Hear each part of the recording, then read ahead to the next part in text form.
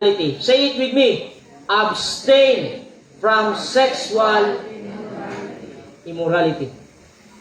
Mo'y hangyo ni Paul nga every day you will excel more, especially in the area of sanctification. Nga magpalayo ka, maot magbinisaya o ning sex, Ma'am Jennifer, no? Lain, ngilid, no? Ngilad. Di na lang. Mapalayo ka sa relasyon nga naghimog milagro sa wala pa nagminyo. Anao na lang na to. Ngilad, magutong mag-iyot-iyot, dito sa panagminyo. Katawa na pa mo.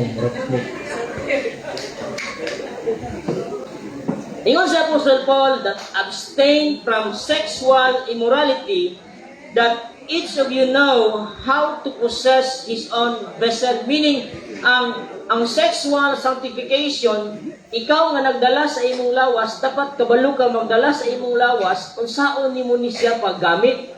Dili ka maghatag og idea nga ang imong kauban mo'y magbuot kung saan nimo paggamit ang imong lawas.